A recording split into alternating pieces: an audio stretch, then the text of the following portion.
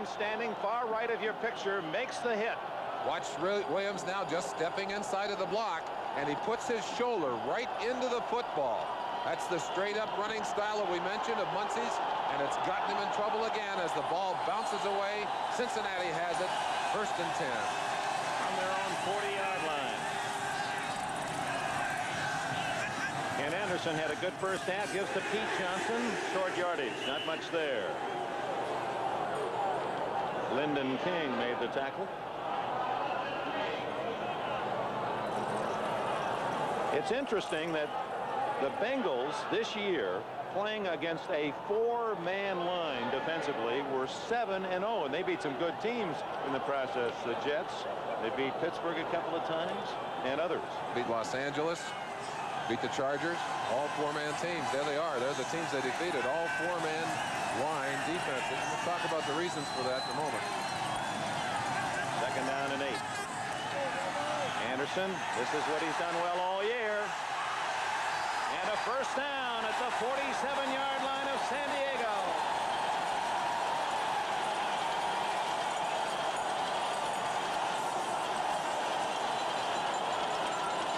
Quarterback mobility is such an important thing. On that interception, the last one that bounced through, he had a chance to run, didn't run. Anderson won't hesitate. He sees the opening, he'll take it.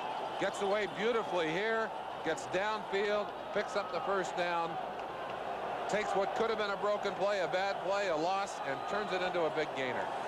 First down at the San Diego 47. The Bengals lead 17-7. A little over 4 minutes have been played in the 3rd quarter. And he's going to do it again. 45 and down at the 42. And Anderson didn't like the way King came in, nor did the fans. Pickup of about 5. Looks like he may have bounced himself a little bit as he gets up off the ground. I got to tell you that turf is awfully hard. Let's see what happened to Ken Anderson on that play. Again, quick recognition of the defense. He does not see an open receiver. He'll pull it down right here under pressure and dip his way up into the secondary. Watch him slide here. He'll try to go under the defenders. He takes a pretty good hit over the top. 3 bodies. Get your attention. Down the middle. What a catch by Dan Ross. Oh, my.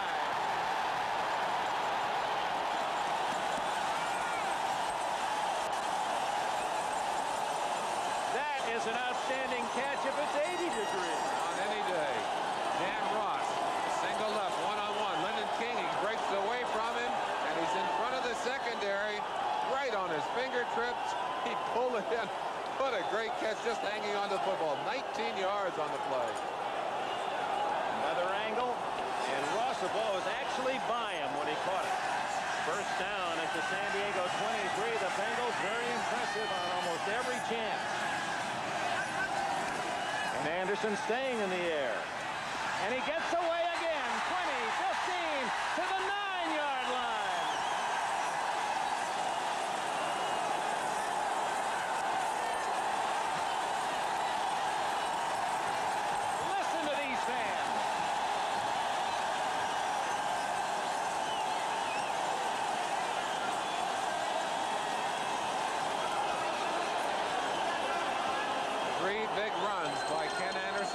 This drive, again spreading the defense. He feels the pressure, sees a little room, takes advantage of it. A smart offense takes exactly what the defense is giving them. In this case, they were giving Anderson room to run. He did it very quickly. Full 10 yards to go for the touchdown. 1st and goal. Here's Curtis, and it's knocked away by Buchanan at the last second. 2 veterans, both from the same school, San Diego State. And a key confrontation in the end zone, and Buchanan there to make the defensive play. Well, Buchanan had 5 interceptions on the regular season. They threw at him a lot. They moved him from safety back to corner. He seems to have played better there during the latter part of the year, but he makes a great play here, arriving just in time to take that touchdown away from Isaac Curtis. Buchanan was the #1 draft pick out of San Diego State by Green Bay in '72. Don Coryell was his coach. Curtis, the #1 pick by Cincinnati the next year. 2nd and 10. almost intercepted. Picked off on one hop by Mike Williams. For the first time, a Charger defender put direct pressure on the quarterback Anderson. Been tough to get to Anderson today. A credit to his offensive line. Munoz, Lapham, Bush, Montoya, Wilson, all doing a good job up front for the Cincinnati Bengals. In contrast, San Diego had 37 turnovers, and they're down 4-0 today. 3rd and 10, or 3rd and goal from the 10.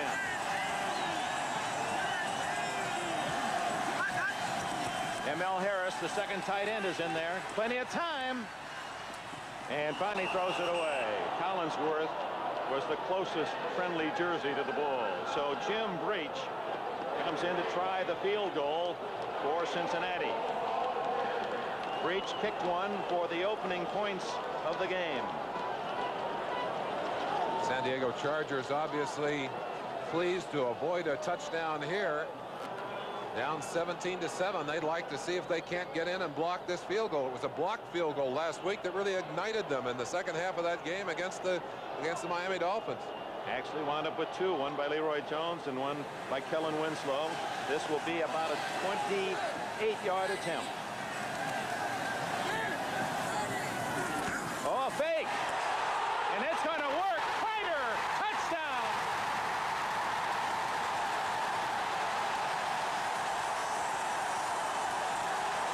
I believe we got a flag down. If it's against Cincinnati, it would nullify a touchdown and be the first penalty of the game against the Bengals, and they are going to call it back. So those cheers become moans and groans here in Cincinnati. But a smart coaching play, a very smart call from the Bengals sideline. They elected to take advantage of the frustration and watch the play, a design play. It's not just a bad snap. They're up quickly, and I think there's an opportunity to toss that football if Kreider was pressed, but he went right into the end zone with it. Number 52, holding. A holding call against the Bengals. That's Tom Dinkel, number 52, reserve linebacker that they've called the penalty on. You see him right in the middle of the huddle there. You may have wondered why it was so open on the left-hand side. Number 52 is the up back over there, and he's the man who is responsible for pinning in the contained man on that defense. Now it's a much tougher field goal try. This will be 38 yards. He does have the wind at his back, and he does kick it, and right down the middle.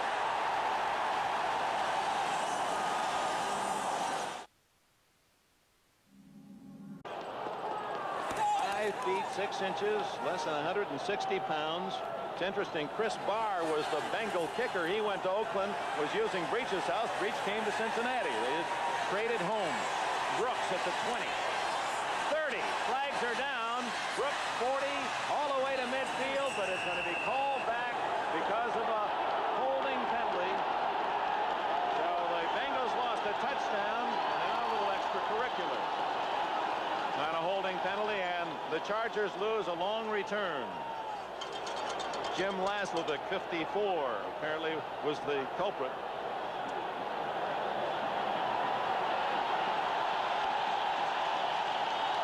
All the way back to the 24. On the run back, number 54, holding. So instead of starting at the 50-yard line, San Diego will begin at its 24, trailing 20-7. We'll see how important the switch from a possible 7 to the 3-point field goal is as this game develops. Bouts back to the air. Almost fumbled the ball. He did fumble and had to fall on it. Tried the pump fake, and in this cold weather, almost threw the ball right out of his own hand. Dick, we've talked about the fact that football changes in characteristic. It simply gets harder. The leather itself contracts in the cold, and instead of having that grainy surface that has a little give to it, it's a hard, slick surface. Fouts trying to grip the football back there, looking to his receivers. The ball just slipped out of his hands. He had to dive on it. Second down, 15. 57-year-old Don Coryell, a native of Seattle, Washington. He was a University of Washington defensive back. Down to the final seconds. They just beat the 30-second clock. Fouts down the middle, incomplete, almost intercepted through Joyner's hands and deflected to Kemp. Ryan Hicks, 27, the defender. Kemp, when he joined that defensive secondary, Merlin, that really was the final mortar. He started about the third or fourth game, and Forrest Gregg said that's when we really got tough in the deep secondary. They've had a couple of experienced corners. Riley, who's been around a long, long while, and Breeden. They needed the strength in that safety position. He certainly has provided it. They got a lineman and linebacker. Edwards, and he comes in on a blitz. 3rd and 15, and they throw it up. Almost intercepted. Scales, the intended receiver. Griffin, Ray, Archie's brother, the defender, and they're on their feet in Cincinnati. 5 defensive linemen, and they jumped around at the last second, put Eddie Edwards, number 73, up the middle linebacker position. Fouts, feeling the pressure of that blitz, threw the ball with a hope and a prayer, but it was well over the head of Dwight Scales, number 87. The Chargers have not been able to move the ball here in the second half into the wind. They're going to have to kick it away.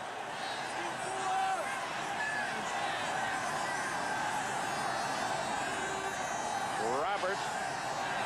Boy, tough to handle that snap, and a very short kick. Gets a good bounce across the 40 and to the 46-yard line, 49-yard line of Cincinnati. So the Bengals with a lead, 20-7. Cincinnati's ball. Apparently a timeout here. There are always a few nuts in the stands taking out their shirts, but some of the people I was concerned about, Dick, were the San Diego fans. I don't feel that some of them would know how cold it is on the field today. Now they're the guys I want to talk about. Our cameramen today. Now the players have hand warmers and heated benches, and they're able to move around. Our cameramen are standing in position, shooting these great pictures today. We've got to take our hats off. It's cold for everyone, but they're really winning the Nook of the North award for their great effort. We thank them. Anderson hit from behind and still gets the pass away. And Dan Ross is to the San Diego 33-yard line.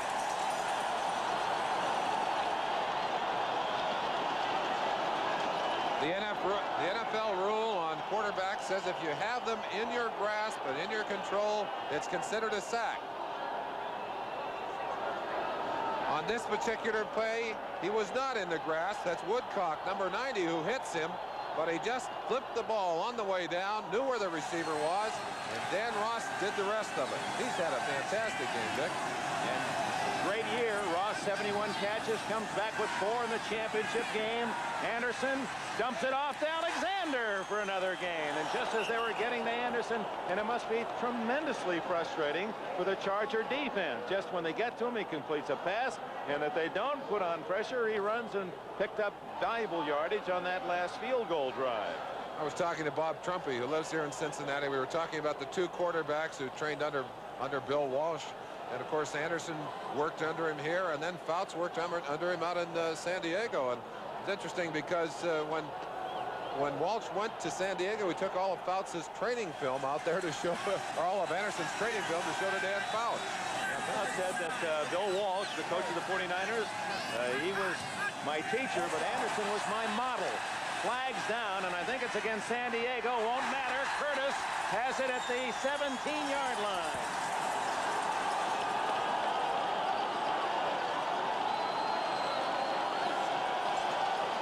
To one of the San Diego defensive linemen, moved before the snap, was offsides. If so, they'll mark the ball down where the ball was caught. That's it. 13 yards for Cincinnati on the pass from Anderson to Curtis, and the Bengals are down in field goal range again. Already ahead, 20-7. I think that's the longest pass in the air that we've seen caught today, Dick. Well thrown by Anderson. Let's watch the play. Couple of defenders moving, of course, and you saw the penalty called. Good protection for Ken Anderson. Isaac Curtis just finding a little space. Too much room in front of Willie Buchanan, number 28, and he catches the football cleanly. Now Anderson with those 2 big running backs, Alexander and Johnson behind him, and it's Johnson. to the 16-yard line, a gain of just 1 for the former Ohio State star. He scored 58 touchdowns with the Buckeyes, most ever in Big Ten history. Well, the Chargers trying to protect his face from the cold, trying to get warmed up. Jack Pardee on the right-hand side of your screen, responsible for the defense of the Chargers. A man under a lot of pressure during the season as his defense has not played well. They have played better toward the tail end of the season, but they're not getting as much as they would like to out of their performance today. 4.5 minutes left in the third quarter. Bengals lead 20-7. Ross again. Woody Lowe made the tackle at the 11-yard line and a fumble. And San Diego has the ball. The Chargers, Willie Buchanan picks up the fumble by Dan Ross. The first mistake made by the Bengals today. First turnover in 2 championship games for the Bengals. Certainly could be a costly one had they been able to take that in for the 7. Even the 3, Merlin. Or even a 3. Could have iced the cake. More than 2 touchdowns on a 3. Watch the play here. Stripped from behind. Number 51, Woody Lowe, dropped right into the lap of Willie Buchanan. How does a man who survived Woodstock? Don Coryell, his San Diego Chargers mistakes have led to Cincinnati's lead 20-7, and now they have a fumble recovery. Fouts down the middle to Joyner, and he's got him at the 40. So that was by far the best throw of Fouts today, and again when he throws over the middle he seems to be a different passer. Let's look quickly at the fumble that allowed San Diego to get the ball. Watch Woody Lowe reach in from the backside with his right hand. The ball now will pop loose, and it goes right into the hands of Willie Buchanan. Buchanan, realizing he has the football, is up quickly, makes a few yards before he's pulled down. Fouts coming off the bench. Hands are warm. Went instantly on the pass. Good job. Both wide receivers to the right, Joyner and Chandler, and Joyner in motion. From the 39, throw to Chandler. And he steps out of bounds around the 47. First down play, good for around 7 yards as we pause briefly from Cincinnati for station identification. This is the NBC television network.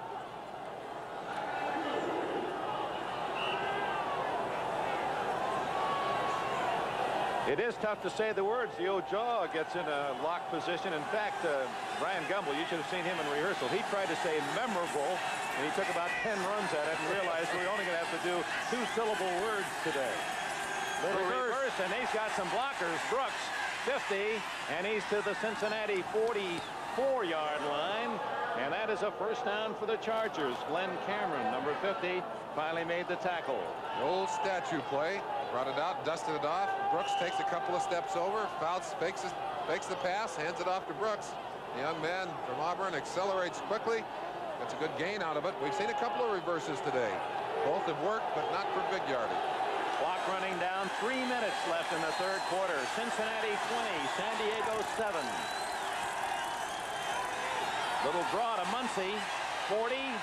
And he's whacked at the 35-yard line. You know, Merlin, one of the things that strikes me, once a player gets a reputation of being a fumbler, he takes much more punishment than the other tacklers because everyone thinks with their tackle they're going to jar the ball free. Muncie really takes some vicious licks.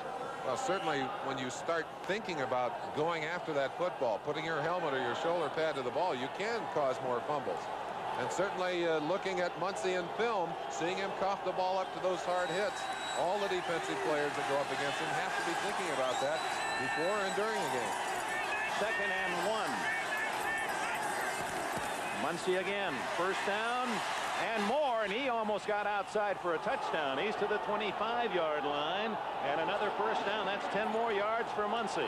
He has fumbled twice today, 1 recovered by the Bengals. Talking about the fact that he has coughed the football up, and some of you might ask, well, why does Don Coryell keep him in the game? They keep him in the game because of this. Muncie is one of the great running backs in NFL football, a man with tremendous size, great speed, and a big heart. He'll run until he hurts himself. First down at the 25 with 1:40 left in this third quarter. Brooks, great penetration by Williams, and then Williams made the tackle, and Brooks fighting just to get back to the line of scrimmage. Boy, 57 Williams, a big play for the Bengals. He's had a lot of big plays during this season. He's their blitzing linebacker. Very big in the sacking department. Had a fine year. They were trying to, Chargers being a little tricky. Bring Kellen Winslow in motion. He stopped about right behind the center and went back outside to become a blocker. But the Bengal defense was not fooled, and Fouts is faced with a 2nd and 10. 4 straight running plays for Fouts, but he's in a pass situation, 2nd and 10, and stays on the ground, and he doesn't fool the Bengals. Brooks gets only a yard, and there are 50 seconds left in this 3rd quarter. Ross Browner was the first man to make the hit. Now, those look comfortable, don't they? Wonder if they have any of my size. Those look your size. They certainly do. Crowd obviously trying to stay warm as they get onto the shady side of it. Those in the sun still enjoying a little bit more heat, but it is cold anywhere you are in this stadium today. 2 running plays, both stopped for no gain. 3rd and 10. Joyner left, Chandler to the right. And Fouts, tripping over his own blocker, is down back at the 31. And that may well have taken San Diego out of field goal range. Now there's 10 seconds left and the clock stops because of the sack. Now the Chargers would like for the quarter to end where at least their kicker would have the wind advantage. Well, not only do your hands get cold, your feet get cold. Fouts hooking the back heel, it appeared, of his off guard. That would be Wilkerson, and he actually dropped that football and had to scoop it up. Took a bit of a beating as his people stacked up on top of him. This is in no way to apologize, but just to inform, mechanical equipment such as a camera not made to operate in minus 50-degree temperatures, and despite the fact we've lost equipment due to the cold today, you wouldn't notice it. It's a terrific job by our technical crew. A long field goal try, 50 yards by Benershka, and it isn't even close.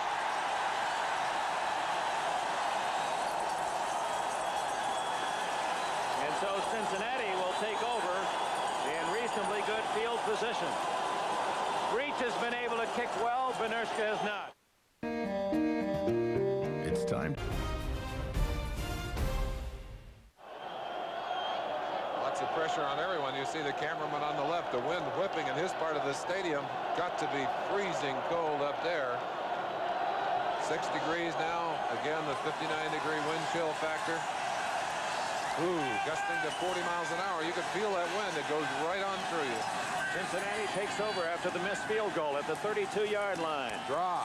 Alexander clutching that football out to the 35-yard line. Horn, Kelcher, and company on the tackle. Dick, it's no wonder that some of the Bengals have been able to handle this cold better than the Chargers, having had a chance to practice in it intermittently during the latter part of the season, and many of them for many years in the past. They have had to learn how to handle a cold, and you have to make adjustments. You have to throw the ball a bit differently. You have to understand that a lot of that is concentration. If you've been through it a number of times, it's easier for you. That's a point well taken. And you're not thinking so much about the weather because at least you've gone through the experience. You don't like it anymore. Collinsworth fumble, but he recovers it, and what a kind bounce for Cincinnati. That ball hit the frozen turf and kangarooed right back into Collinsworth's mitts. Anderson doing exactly what Fouts has done as he and his receivers came off with warm hands. He goes deep instantly, gets the first pass in. Good pass right there, and the ball did indeed come up to him like a yo-yo. Collinsworth on his way to warmer climes, the Pro Bowl out in Hawaii as a rookie receiver. Alexander way out to the right side, both wide receivers to the left. On the Charger 49, it's Johnson. Flag down as the Bengals ran out of pass formation. Someone lost part of his shoulder pad, it appears. A holding call against the San Diego Chargers will march the ball back 10 yards. Against Cincinnati. Against Cincinnati. You wonder why the hole was so large. Somebody just tackled one of the defensive linemen in there. Offense, number 65. Holding, first down. It's interesting. In games that involve physical contact, I'm thinking of hockey and football as two examples, and even the NBA or college basketball, when you get down to the final game, there are less penalties called, and players know that. They know that the officials are only going to call the clear-cut foul. And the smart player recognizes that and uses it to his advantage. First down and 20 from the Cincinnati 41, and here comes Anderson, chased by Leroy Jones, and down he goes at the 45. Boy, he got hit in a sandwich and gets up again. Gain of 5. Whoop, a little woozy. Anderson being helped to his feet by his teammates. He took quite a pop as two men hit him simultaneously, and I'm not sure he has all his faculties. No, he's out on his feet. One of the dangers of a running quarterback is that he then becomes a running back. He does not have the protection that's afforded to a quarterback. You wonder why he's woozy? He really took a shot. There are the stats comparing the two quarterbacks on the day. Not that different in number. In fact, almost identical, except for the interceptions. Fouts has been picked off twice. Anderson has been perfect in that department. How does new Edge Eclipse give you such a... Ken Anderson being attended to and will be replaced by a man who was born in American Samoa, which conjures up thoughts of palm trees and zephyr breezes, 80-90-degree temperatures. Jack Thompson, who played his football at Washington State, has taken over 2nd and 15 at his 45, and he gives to Pete Johnson, who cracks his way for 8 yards to the 47 of San Diego. Let's go back to see the play in which Anderson was injured. Dangers again of running the football apparent on this play.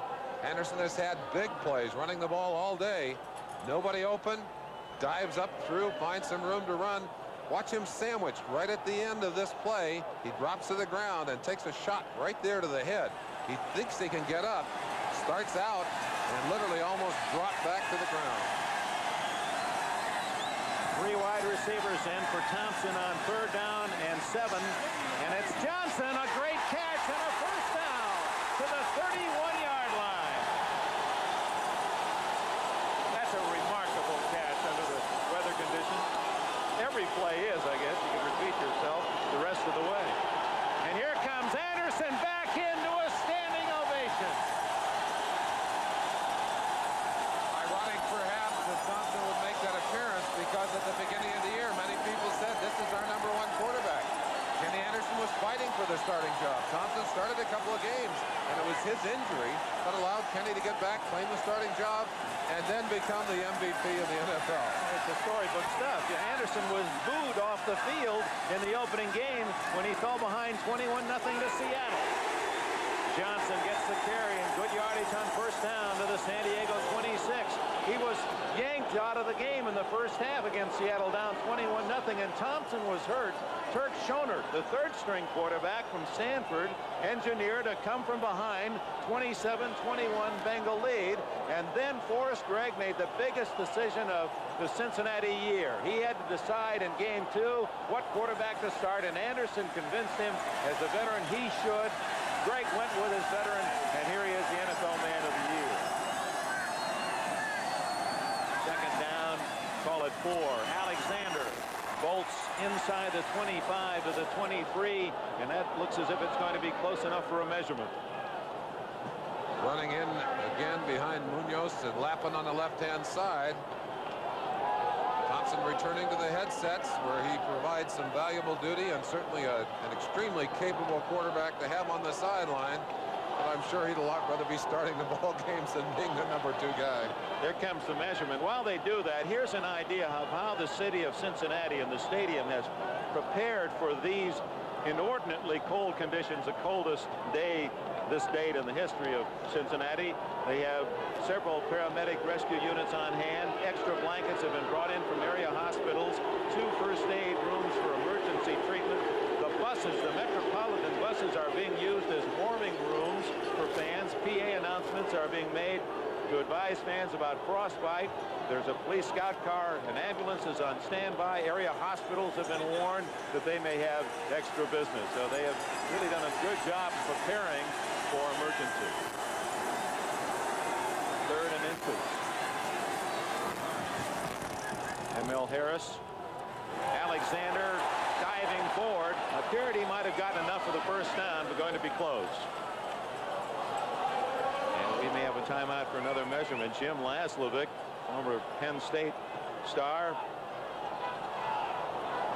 Same high school team as Cappelletti, and of course they both migrated to Penn State. Looking at this game on paper coming in, and without taking into account the weather, the three units that matched up well were the two offensive units and the Cincinnati Bengal defense. The unit that did not appear to match up, the San Diego offense. And that's really been the way it is today. The two offenses have played well, but the Bengals have been able to overpower this Charger defense. Here's the reason why Alexander did not make the first down. A tremendous hit by Laslovic, number 54, and Shaw, 44.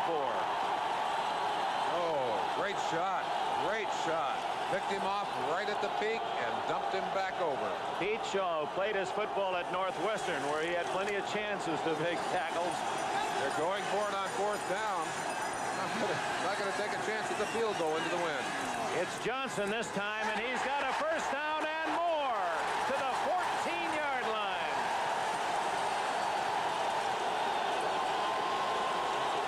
And where did they run? Right behind Munoz. They go right for the money. Big Anthony out there doing his job. He's on Woodcock, number 90. He gets help from the tight end, the double team. Good block by number 40, Alexander. And then that bulldozer, number 46, Pete Johnson, just flew through there. And now the clock becomes more and more important. Less than 10 minutes left. Cincinnati trying to make it a 2-touchdown plus lead. Current score is 20-7. Johnson shy of the 10-yard line. Did you see somebody? I think it was Munoz again. Yes, it was Munoz. Yes. He knocked Woodcock 5-7 yards off the line of scrimmage. He is a ton, 6'6" and 278, and Munoz is really trimmed down. He was much heavier at USC. I watched him in his college days. Went to watch him in practice a few days. He had great agility and strength then at 300+ pounds, but he's even more brutal these days because he has great quickness, even greater quickness. He saw him knocked. There he is, right at the bottom of your picture. Knocked Woodcock 4 or 5 yards off the line. Second down and 6. Up the middle and inside the 10, maybe to the 8-yard line goes Johnson. Bring up third down and about 3. That offensive line of Cincinnati has done a good job the entire day. Blair Bush, the underrated center. Lapham and Montoya, the guards. Munoz and Wilson, the tackles. We talked earlier about their success against the 4-man front. One of the reasons they've been so successful, Bush is so quick from that center position, has the great ability to reach out and cut off those defensive tackles, and also to be a great pickup man while the other 4 play man-on-man. This is the 13th play of a time-consuming drive of over 6.5 minutes. Alexander. It appears he has the first down. Stopped right at the 5, inside the 5. It's going to be close. And I think he's got the first down, judging from where they put down the ball, although we may have a measurement. Watch Fred Silva, the referee. Man in the black cap.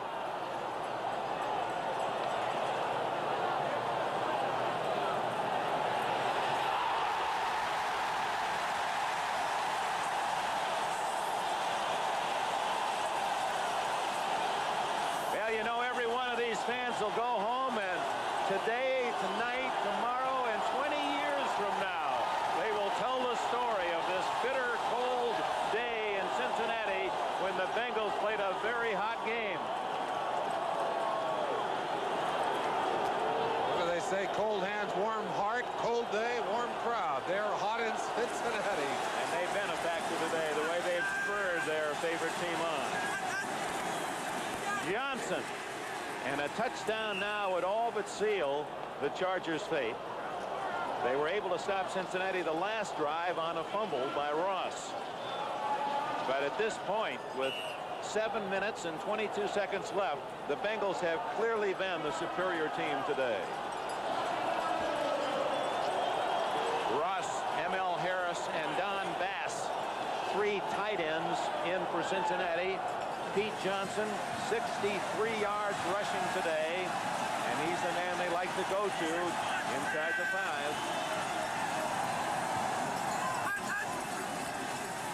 Anderson going to throw. Touchdown, Don Bass.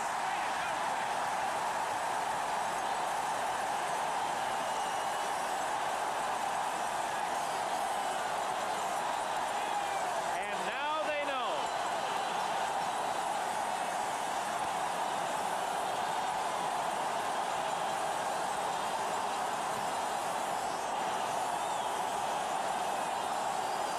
Don Bass did not catch a pass all year. He recovered a fumble, that Brooks fumble at the 12-yard line that led to an easy touchdown in the first half, and his first catch this year is for 6 points. Beautiful picture throw right there over the outstretched hands of Willie Buchanan, number 28. Bass is celebrating. Try for point by Breach, and he is dead center again. Legendary sportscaster Jim McKay will be laid to rest tomorrow morning in Baltimore. Most famous for hosting ABC's Wide World of Sports, McKay collected 13 Emmys.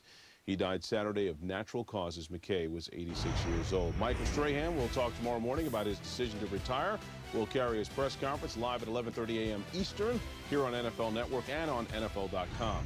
Bills running back Marshawn Lynch still hasn't said anything about the hit-and-run accident involving his SUV. His attorney, however, did speak with authorities on Monday afternoon. Lynch, meanwhile, has missed the past 2 voluntary practices as he recovers from laser eye surgery.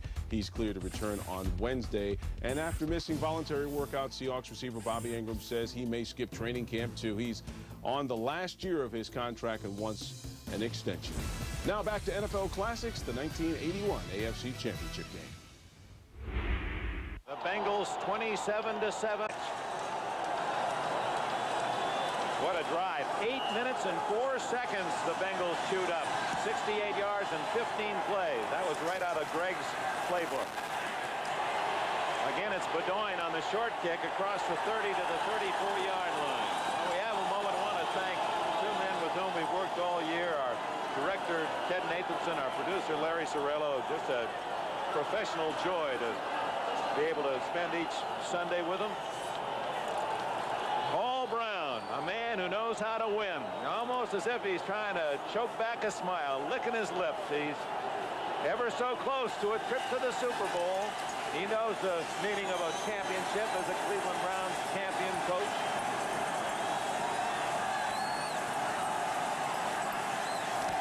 Routes desperation to Chandler, and a fine grab at the 40-yard line by Chandler. Brian Hicks saved a touchdown by hanging on to the Floridian. Well, showing us some of that explosion coming right off the bench, and again having warmed up on the sideline, able to throw that kind of pass. The receiver able to catch it. He may try again to go deep while they're still relatively warm before that cold can get to them and numb the hands. Chandler's really had a fine day, hasn't he? Certainly has, Dick. Bengals using 6 defensive backs with that big lead. Throwing underneath to Chandler. All the dancing doesn't get him anywhere. Ray Griffin, number 44, made the tackle. While we have a moment, I want to thank our spotters, Bill Swarberg and Mike Leonard, Joe Lambert, and John Murdo, also with their assistants in the booth. To all the crew, extraordinary effort. I'm sure that San Diego fans, wherever they might be, wishing that this game could have been played on a warm day, but the Bengals earned their home field advantage. They did it by playing better football during the season. There's a footnote to that as Fouts going deep. That could be intercepted. Muncy almost making the juggling catch at the 5-yard line. The truth of the matter is, for those who might be bemoaning from the San Diego point of view, if San Diego had beaten Cincinnati in San Diego in that warm climate, they'd be hosting the game today, because then both teams would have finished 11-5, and with San Diego beating Cincinnati, they would have had the home field. The Bengals earned it. You're right. They did, and I don't think that any football fan in the country would have wanted this game to be played on this kind of day. We all wanted to see that explosive offense doing their thing. But that's the way it is. And you play by the rules in this game. The rules say the game is played here. And it just happened to be in the cold. 3rd and 7 for Fouts. In trouble. Somehow gets away. Hit from behind at the 30-yard line by Ross Browner. He'll be very close to the first down. Pressure applied by number 73, Eddie Edwards. Edwards having a fine day. They are really glad to have him back in the lineup. Out for about 4 games with a knee injury. He has been very impressive today. Fouts uncharacteristically running the football, but he's a game quarterback. He'll do anything he can to help his team win. He has the first down at the 30-yard line, but time is running out on Don Coryell's San Diego team. 4 minutes and 35 seconds left, and the Chargers are behind by 20. The winner will play the victor in the NFC Championship, either Dallas or San Francisco. Fouts plenty of time. Chandler open for a moment, and did he make the catch? No. He had it for a moment on a brilliant leap, but was ripped away by the Bengals' John Simmons, number 25. Bobby Kemp also there. Fouts hoping that the very talented receiver Chandler could go up and take it away, which he did. But they stripped it away. Kemp, number 26, right, actually the man that pulled it out of his hands. Kemp, watch it right here. They both have it, but Kemp able to get his fingers on the ball and pull it out of the grasp of Chandler. Chandler, what a great addition he's been to this team. He's helped them to replace the great loss of John Jefferson. 2nd down and 10 at the Bengal 30-yard line.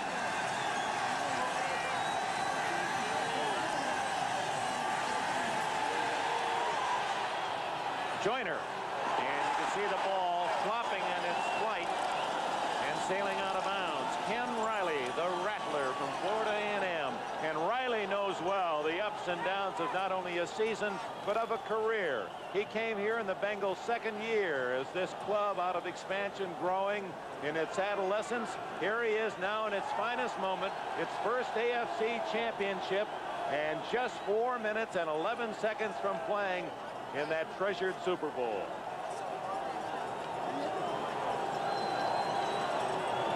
Boy, it's something that eluded you, and I guess only the players themselves can identify with how very much that means.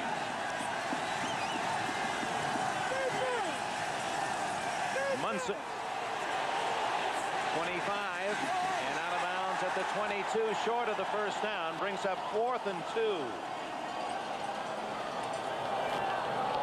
A lot of people laughed at the uniform change, the new stripes. Well, these Bengals have indeed changed their stripes, and it would appear that they're going to carry those new uniforms all the way to Pontiac. Chance to play in the big one. Now that's the Lions' den. That's almost a friend in the jungle. Well, they ought to be comfortable there, Dick. Now this is it for San Diego. They have to make this 1 yard a first down, or you can really start singing the Cincinnati farewell song. Farewell and good luck. It's Muncie, and he has the first down and doesn't want to stop it. Fumbles!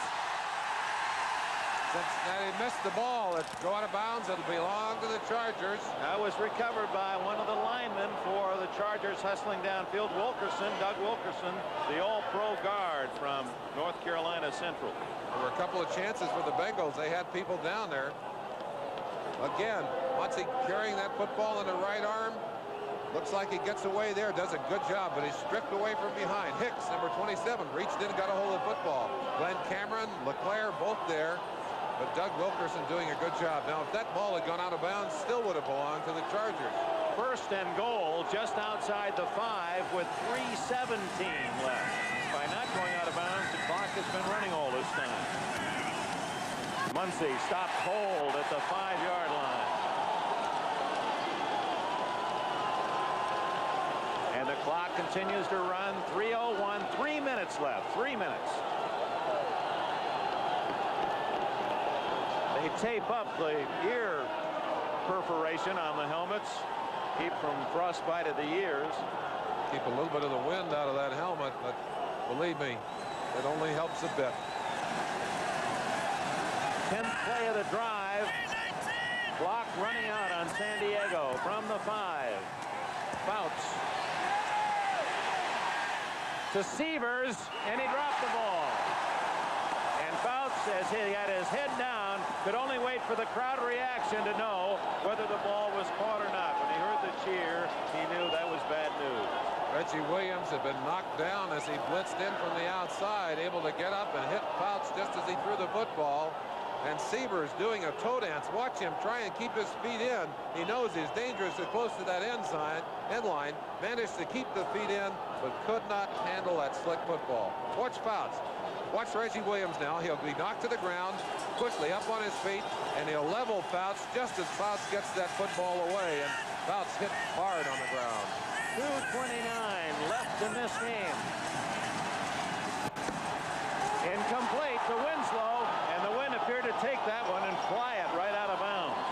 That's the finesse kind of pass that you have a hard time throwing on a day like today. The hands have got to be feeling like cold bricks out there right now, Dick.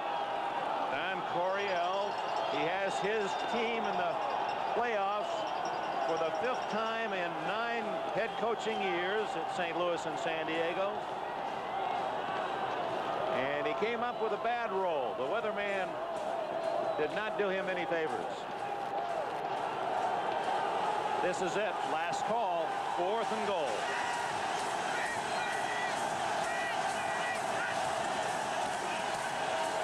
Brooks. He didn't make it. And now listen to Cincinnati.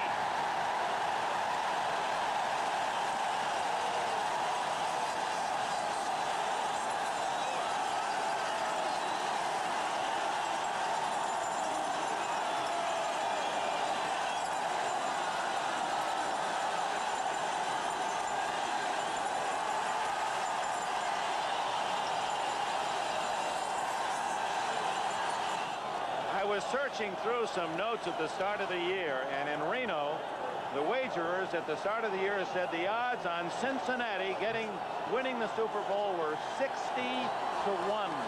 San Diego was the preseason favorite, 4-1. The Bengals are going to be there with a chance at it. And Johnson rips an E-fumble. And that's a rarity, and recovers it, or someone helped him out. Well, he got it himself, and there's the 2-minute warning. Today we're observing the Geico Gecko, an extraordinary creature with a most curious adaptation. The ability to save people hundreds at Riverfront Stadium.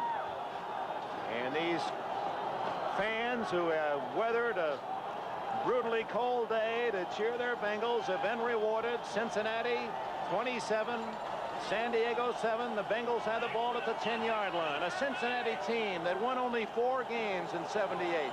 2 years ago they won only 4 games. Last year won 6 and lost 10, and then suddenly just reversed it all. Finished with the best record in the AFC, 12-4. Beat Buffalo last week, and apparently have won the big one, the championship of the AFC today, on their way to the Super Bowl in the Silverdome. And as Ken Anderson told me, the nice thing, he said before the game, whether San Diego wins or whether we win, you know in the Super Bowl, you're going to get at least 35 to 40 passes. Well, and if the San Francisco 49ers get there, you might see 3 times that many. I want to ask you, when we get a moment, we're going to have a timeout here, apparently. I want to ask you how Cincinnati, in your eyes, matches up against San Francisco or matches up against Dallas. No, they're not going to call time. I'd like to remind fans, if they have forgotten, San Francisco and Cincinnati played during the course of the regular season and played here, and the score of that game was the 49ers 21, the Bengals 3. It was the Bengals' worst offensive performance of the season. 1 minute, 50 seconds to go. Boy, now it is really cold on that side of the field. And it's starting to sink in over there. They're not only feeling the cold, they're feeling the pain of that score on the scoreboard.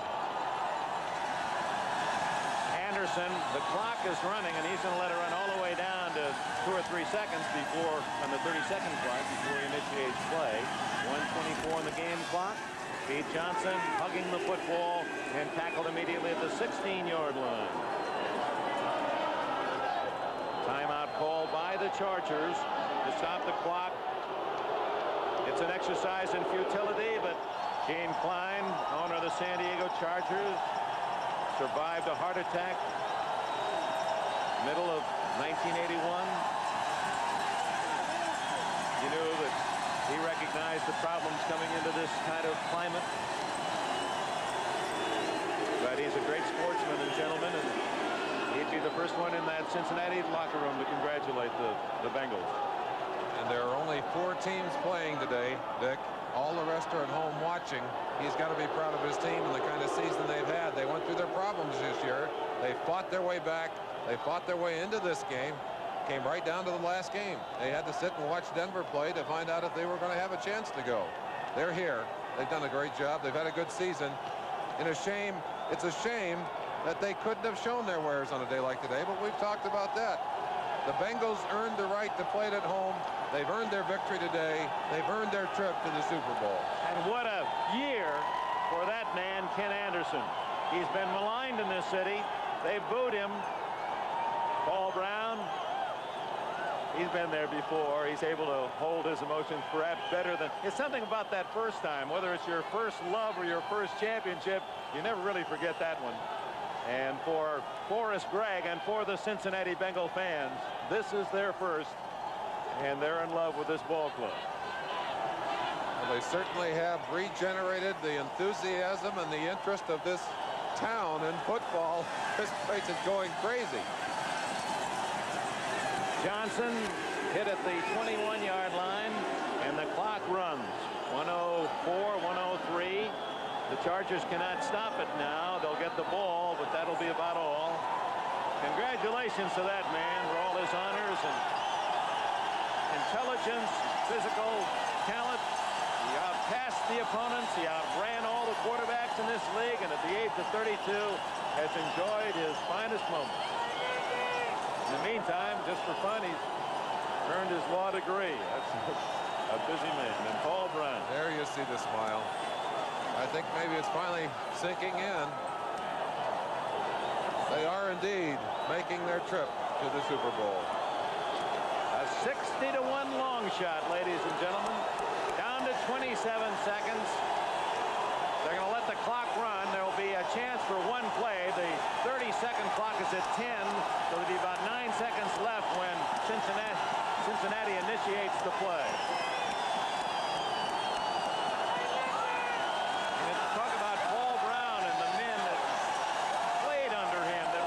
Successes coaches. Don Shula was a Brown disciple.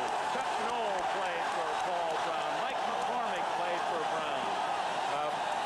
At Great Lakes Naval Academy, Bud Grant played for Paul Brown. So his heritage will live on. His teaching talent. Certainly one of the great football minds of all time. And although this team is coached by Forrest Gregg, it certainly bears the stamp. And you see the smiles. They're not even feeling that 59-degree below zero chill factor right now. You talk about warmth. They're bouncing up and down with it on the Cincinnati sideline. The final seconds in Cincinnati. McAnally gets his kick away. And when it comes down, the Bengals are champions.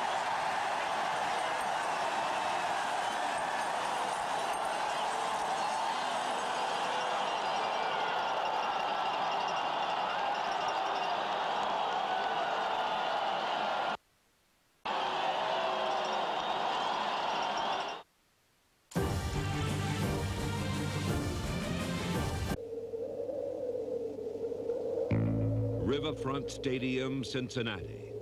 The AFC Championship. Wind chill 59 below.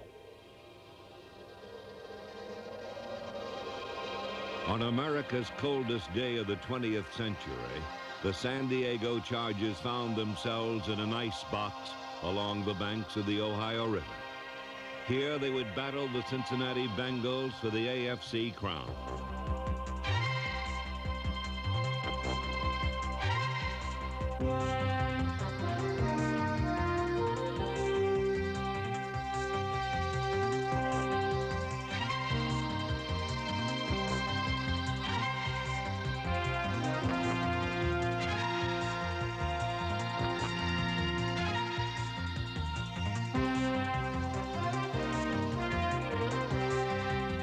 The Chargers kept it close for most of the game, but in the end, the Bengals won.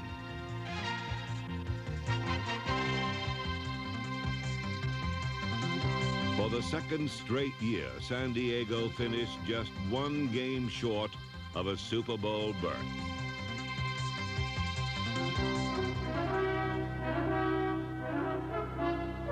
But long after the icy disappointment of Cincinnati, there remained a warm feeling of quiet satisfaction. 1981 was a topsy-turvy season that tested the very fiber of the San Diego Chargers. Yet each time they met adversity head-on and triumphed. The Chargers possessed the most potent offense in league history and set scores of records.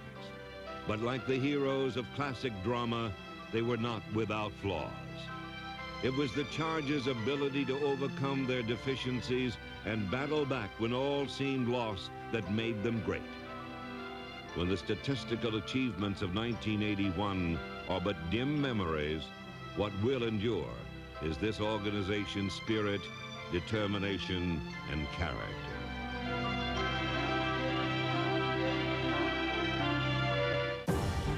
Stay tuned for more Film Session. The perfect setting for Coach Don Coryell to unveil his powerful football machine. The preseason pollsters had tapped San Diego as a team to beat, and on this night, the Chargers could have beaten anyone. Rookie sensation James Brooks, number 21, dazzled a nationwide television audience with 2 scores as the Chargers demolished the defending AFC Central champions 44-14. The Chargers won their first 3 games with an offense in mid-season form, but also contributing was the San Diego defense.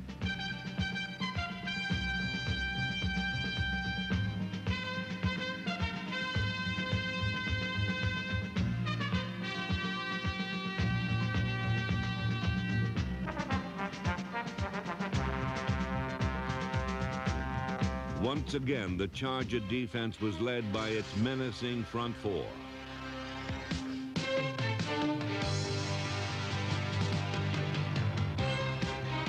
Starters Leroy Jones, John Woodcock, Gary Johnson, and Louis Kelcher joined with Keith Ferguson, Willoughby Young, and Jimmy Webb to log 47 quarterback sacks.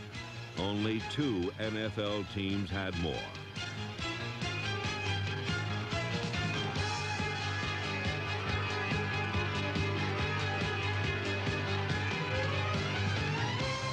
Gary Johnson, number 79, earned All-Pro honors with a fierce pass rush and a knack for stopping runners cold. Behind the line were men such as number 57 linebacker Lyndon King, a tackler who could bag 2 for the price of 1.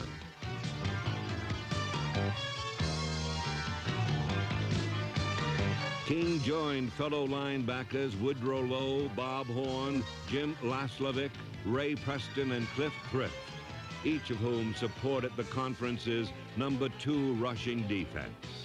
And in the secondary, Buchanan, Edwards, Greger, Williams, and Shaw patrolled the deep zone.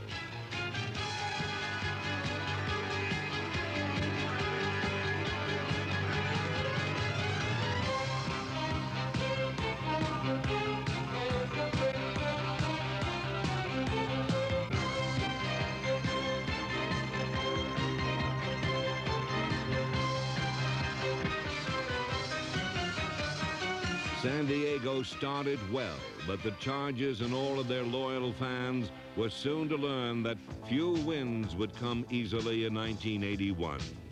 The schedule had more twists and turns than Rubik's Cube. Cliffhangers were common and constant. Against the Lions, it was a last-minute pass theft by number 47, Frank Duncan, that preserved the win. Against the Chiefs, Leroy Jones and Gary Johnson collaborated on an interception-turned touchdown to seal a victory. And in a rematch with the Chiefs, Rolf Benerschke kicked the winning field goal with only seconds to play. Benerschke had another great year with 112 points, while left-footed George Roberts compiled the best average of any Charger punter in nearly 10 years. The Suicide Squads were led by the NFL's finest special teams player, Hank Bauer. The howitzer and the rest of the specialists provided the best kick coverage in the league and understood their role on the talent-rich Chargers. I think anybody that is worth their salt should be wanting to play their position. But, you know, you got guys like Muncy and Brooks who are the best in the world at what they do. Hey, I'll sit and wait my turn. When they need me, I'll go. But if I want to be on the special teams, I want to be the best at whatever I do. This unselfish attitude was shared by players such as tight end Eric Sievers, number 85, a member of the NFL's all-rookie squad.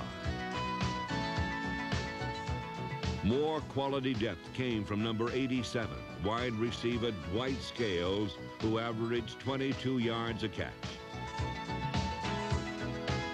John Capoletti, number 25, made many important plays running behind the biggest and best offensive line in the NFL. White, Masick, Shields, Wilkerson, and Washington gave Charger quarterbacks all the time they needed to make San Diego's pass offense the most productive in the history of pro football.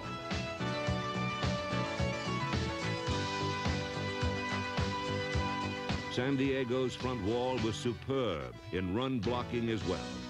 Guard Doug Wilkerson, a.k.a. Highway 63, paved the way for San Diego superbacks Chuck Muncy and rookie James Brooks.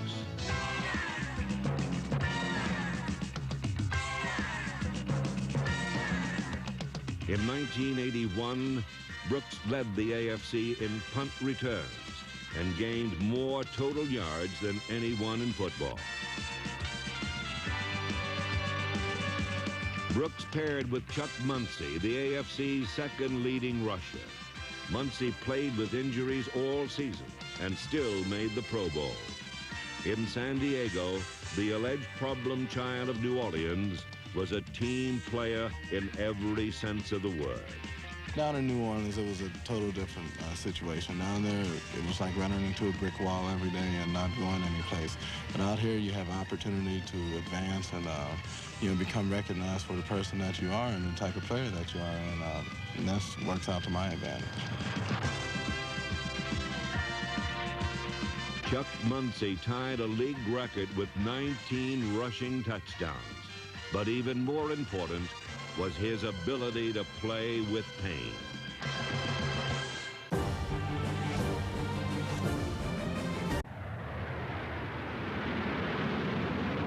Ladies and gentlemen, on behalf of Air Coryell and your pilot, Dan Fouts, welcome to San Diego, home of the AFC Western Division champion Chargers.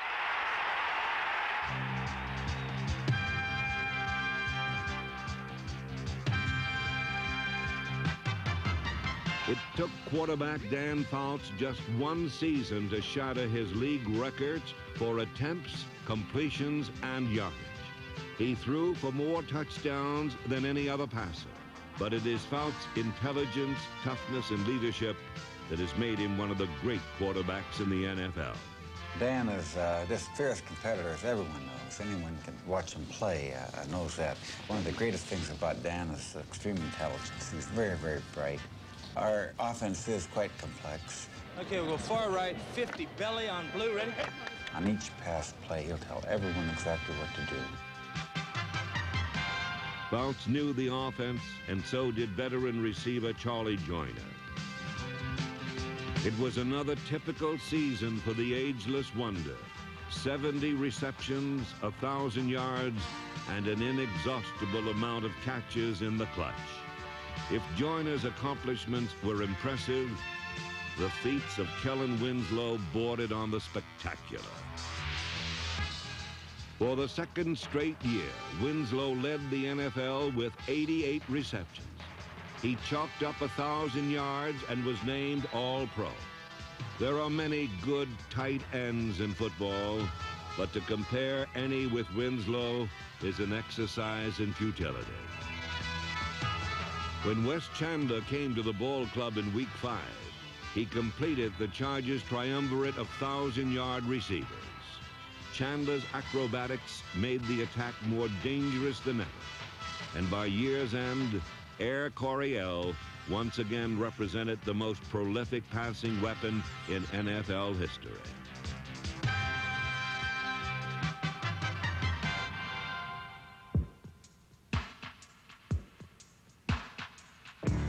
But then at midseason, the Chargers struggled, losing 3 or 4 games.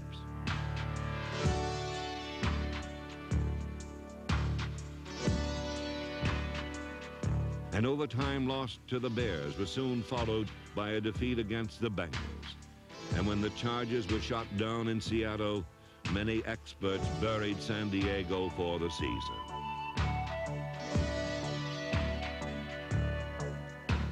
All of a sudden, you know, they come up with a big play against us, and, you know, it was sometimes where you start looking around going, well, hey, you know, we were doing our job. It's not our fault, and, you know, you just can't have that. We're a team, and we got to play together. And so the Chargers began the stretch drive with a series of victories that ultimately would bring them their 3rd straight AFC West title. They started with a 55-21 destruction of arch-rival Oakland. Kellen Winslow tied an NFL record with 5 touchdown receptions, catching 4 from Dan Fouts and the 5th on an option pass from Chuck Muncie. A week later, it was Muncie's turn. He scored 4 touchdowns in a rout of the Broncos. We can't be stopped. We're going to overcome whatever obstacles get in the way. If there's mistakes, if there's things that happen like fumbles or interception in the game, we're going to overcome it somehow, some way, and we just feel like we've got that kind of team. But in Week 15 at Tampa, San Diego trailed 23-21, and the Buccaneers had the ball with just minutes remaining. It was here that the Chargers' defense made the play of the year. Glenn Edwards made the hit. Woodrow Lowe grabbed the ball, and San Diego had one last chance for victory. The Chargers had to go 90 yards against the tough Buccaneer defense, and San Diego responded with the most pressure-packed drive of the season.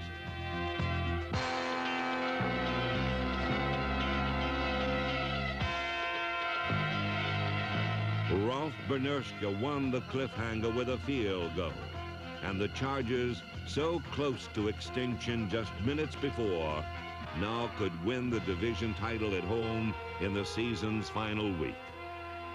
The Oakland Raiders were the opponents, but the Chargers and their faithful had come through too much to lose now, and they didn't. Handoff going here to James Brooks in the backfield, over right tackle to the 20, to the 15, to the 10, spins out of the grass, left tackler at the 5, breaks 2 more tackles, touchdown Chargers! What a run! Back to passes, Fouts again, steps up under pressure, throwing deep to Joyner. Great catch! Touchdown Chargers! The victory made the Chargers the only team in football to repeat as division champions. Now it was on to the playoffs and one of the greatest games in pro football history. On a hot, muggy day in Miami's Orange Bowl, the Chargers and Dolphins prepared for the first round of the playoffs. 2 of the game's best coaches ready to begin a contest that even had excited fans imitating famous sportscasters. We even have a celebrity down here. Keith Jackson showed up. Keith, what are you doing with a pro football team? Well, I tell you, this is going to be a good one, because I tell you, get those big boys racking them down. There's some head cracking going on today, and I tell you, it's San Diego Chargers, and somebody's going to fumble. And I tell you, it's going to be a good barn burner down in the Orange Bowl. Danny Fouts and David Woodley and all those other big boys. Head cracking going on today, Henry.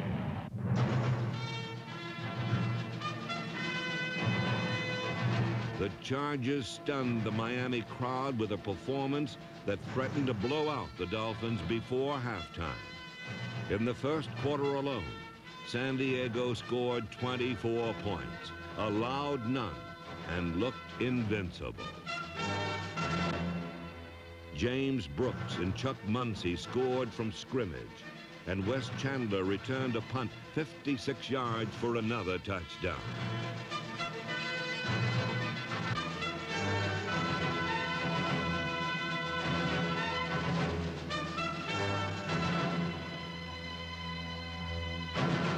But this was to be a game unlike any other.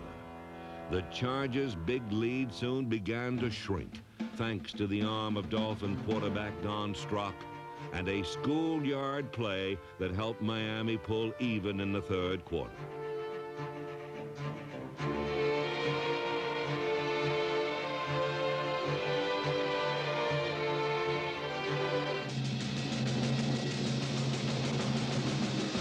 The Chargers reclaimed the lead on a touchdown pass to Winslow, but the Dolphins replied with 2 unanswered scores of their own.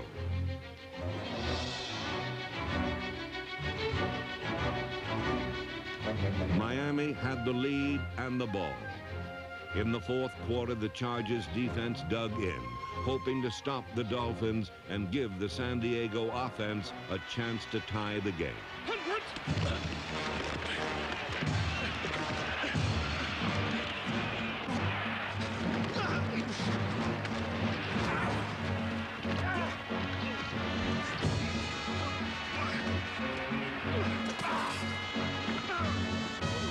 Dolphins running out the clock. The Chargers have to force a turnover. Strock hands off to the first man, and Gary Big Hands Johnson. The ball's on the ground. Chargers have recovered. So San Diego has one more shot from their own 18. The Chargers had lost the lead, but they did not lose heart. With a game on the line, San Diego fought back. Win or lose, you've got to admire the tenacity of this Charger ball club. Bounce back to throw, looking, cocks his arm, stops, throws it toward the end zone, touchdown San Diego! Catching it was James Brooks. The score now stood 38-38, but Miami still had a chance to win in regulation with a field goal. 4 seconds, it's win it or go to a tie. The snap high, it's down, he kicked it, it is short. The Chargers block it. Winslow blocked the kick, then caught everything thrown his way as the game ripped into overtime. A pinched nerve, a bruised shoulder, and heat exhaustion drove Winslow to the sideline, but he kept coming back, as did the Chargers. Finally, they were close enough to try for the winning field goal. Paderska's ready. It's a 27-yarder. The snap, it's down, he hits it, it's up. It's no good. Incredibly, Bernershka missed. But when the Dolphins got another try themselves, Leroy Jones and the Chargers turned them back again. This was no longer a game. It had become a surrealistic experience with the plot twists and compelling characters of great drama. But now the Chargers were mounting the final act, and this time they would win.